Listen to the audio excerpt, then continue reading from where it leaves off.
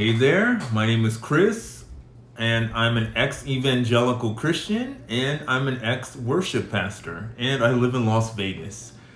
Today for you, I'm going to sing the song El Shaddai. Now, it was written by Michael Card and John Thompson, and the copyright is 1981 by Whole Armor Music. Now, I've got three issues with this song.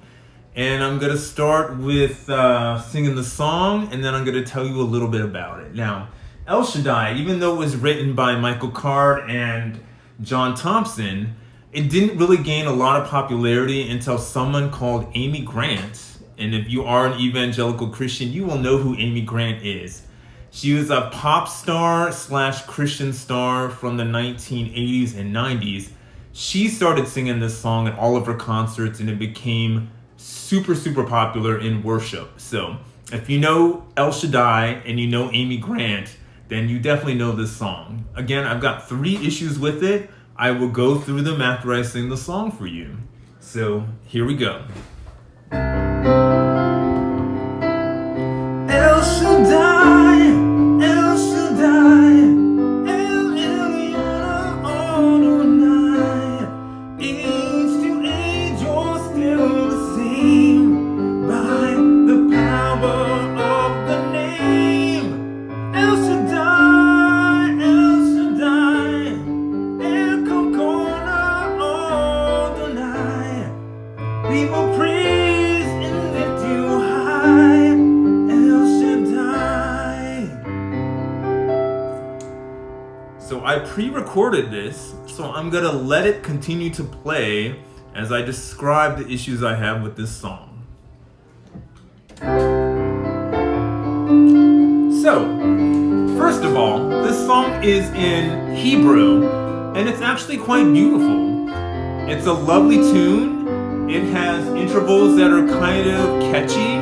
It's got a lovely melody. I've got no problem with the actual writing of the song. I've got no problem with Michael Card. I've got no problem with John Thompson. I've got no problems with Amy Grant. But my first issue is the Hebrew. So, when I was an evangelical Christian, I taught myself how to scribe in Hebrew. So I made such a big deal about being able to scribe in Hebrew.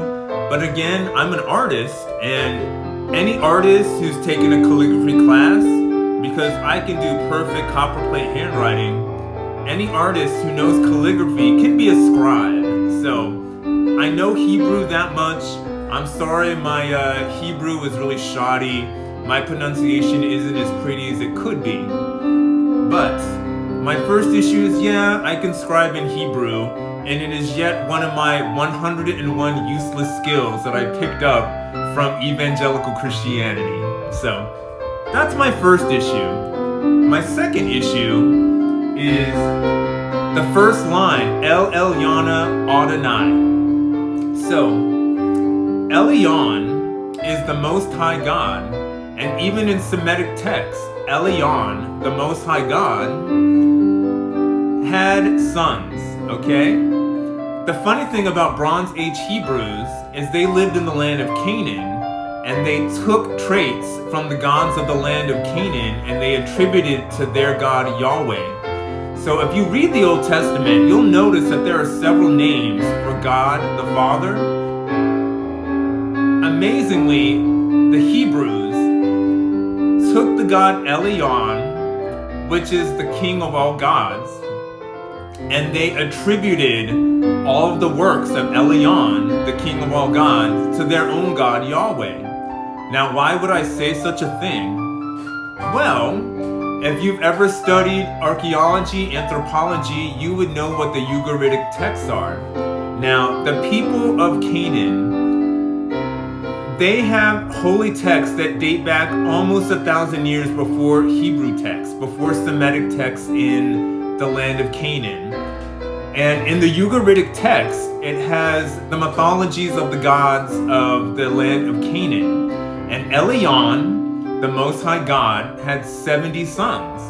And one of those sons was the god Yahweh.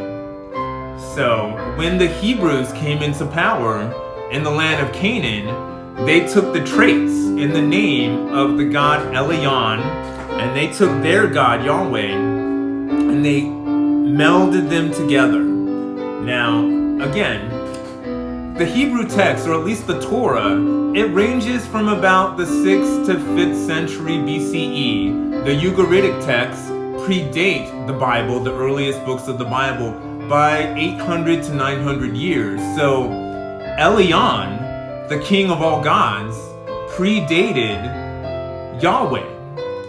The funny thing about Elyon, he had 70 sons, and each one of those sons were given dominion over a country. And it so happens that the Hebrews were given dominion under the god Elyon. I mean, Yahweh. Sorry, the Hebrews are really good at mixing their gods, so I mix them up a little bit myself. Now, I used to believe wholeheartedly that the Bible was truth, and that it was the spoken word of God given to the prophets. Now, I no longer believe in such things. I believe it is more or less historical fiction. And then if you read the Bible in that text of historical fiction, then you would understand that when new cultures come into the world, they will take from old cultures in order to bring in more understanding in their world. So again, my second issue with the song is that Elyon and the god Yahweh are two different gods. And when the Hebrews took over the land of Canaan, they attributed all of the works to Elyon, the king of all gods, to their god, Yahweh. So the Bible is basically cultural reappropriation and historical rewriting so that the Hebrews could have their own origin story. Now, I do have yet another issue, the third issue with this song, and it has to do with Amy Grant. And this is more or less a critique of the evangelical church. Now, Amy Grant, if you were a born-again Christian or an evangelical Christian in the 1980s and 1990s, you know who Amy Grant is. And maybe if you weren't an evangelical Christian and you were just into pop music, you would understand who Amy Grant is, okay? So it's no wonder that men are treated differently than women in the Christian church. And I find it ridiculously ironic that if a man cheats on his wife or is unfaithful to his wife, the reaction in the church is, well, you just have to have grace, or you just have to forgive. You need to forgive them like God forgave us all. Now, goodness forbid, a woman cheats on her husband. If a woman does the exact same thing, she's more or less like branded as having a Jezebel spirit, and she's pretty much considered like a whore of Babylon. Now, it just so happens Amy Grant in the 1990s was doing a soundtrack song for the movie Speechless. And it's a beautiful song. It's called The House of Love. And she did that song with Vince Gill, who was a very popular country artist at the time. And it so happens that Amy Grant lived like across a lake from Vince Gill. So she would go to Vince Gill's house to record the song. It was actually a beautiful song. It's a hit soundtrack. I love the song House of Love. So during her recording the song with Vince Gill, she had an affair with Vince Gill. Now this ruined Amy Grant's marriage. And I believe her husband at the time was Gary Chapman. And basically, she was given the boot from evangelical Christians. If a man cheats on his wife, if a man has sex with multiple women in a church out of wedlock or he's cheating, you just have to have grace. You just have to forgive. But if a woman does it, she's a fucking whore of Babylon. She has a Jezebel spirit. So if you're an evangelical Christian over 50, 60-ish, I could pick 10 out of them off of the street. And if I asked them about Amy Grant, half of them, like maybe 6 out of 10, will like spit on the ground about Amy Grant because they don't like her and they judged her way too harshly for her affair. My only issue with Amy Grant's affair is, honey, Vince Gill? Really? Now, Vince Gill's not like an ugly guy, but he kind of had a gut and he kind of has a lazy eye. So I was thinking if she hooked up with Vince Gill, he must have been charming as hell, or maybe her husband, Gary Chapman, was being an asshole to her. Maybe he couldn't get it up. Maybe they were having marital problems the whole time and she took comfort in Vince Gill, all right? But my only issue with Amy Grant's affair is not that she had an affair. She's just a person and people make mistakes. My only issue was Vince Gill, honey. Vince Gill. You could have done so much better than Vince Gill. So every now and then I see Amy Grant on a music special. She's still touring the country. She's still trying to sing old worship songs. And I'm a big fan of Amy Grant. I love her music, both her secular and her Christian music. So I have no issue with her. And I believe when it comes to women in the church who cheat on their husbands, you just have to have grace and you just have to forgive. That's how I feel about Amy Grant. Now, I did record this in electric guitar, so I'm going to play that in the background as I talk about how I feel about this song.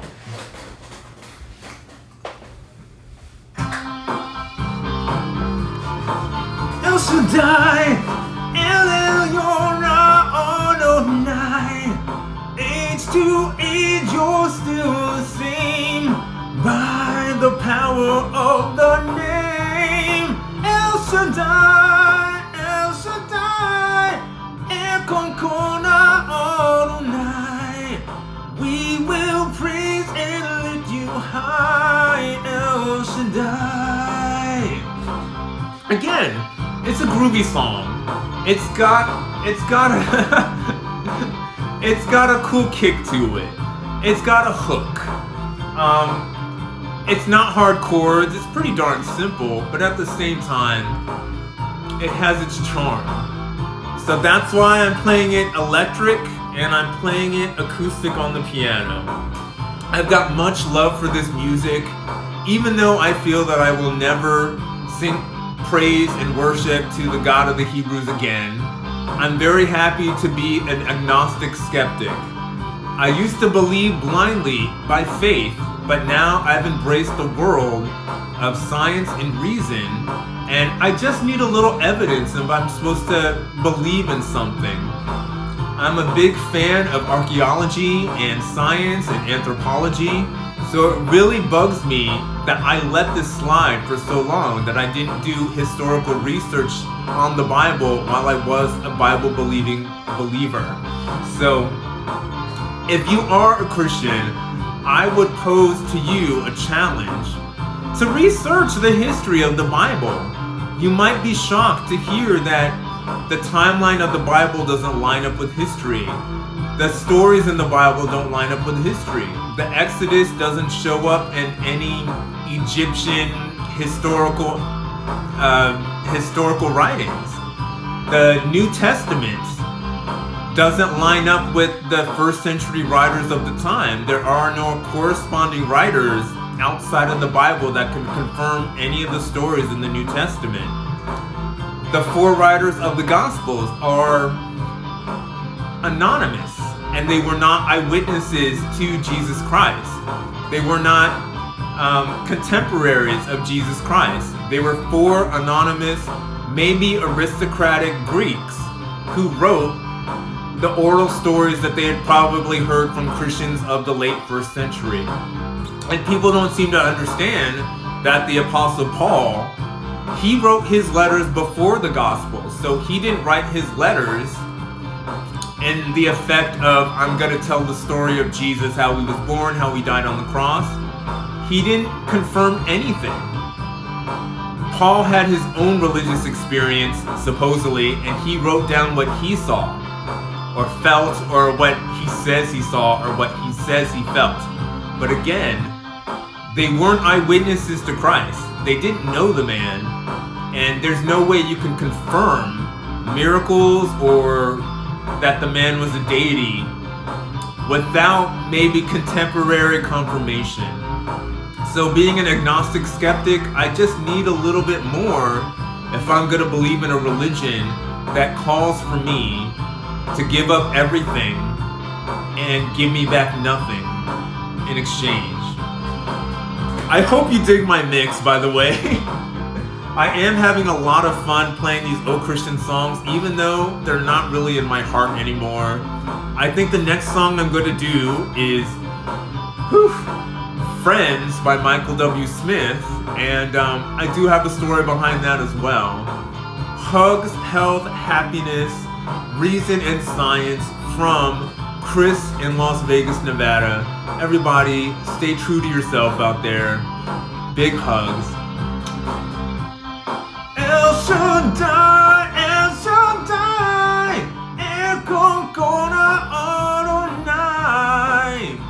We will praise and lift you high, El Shaddai.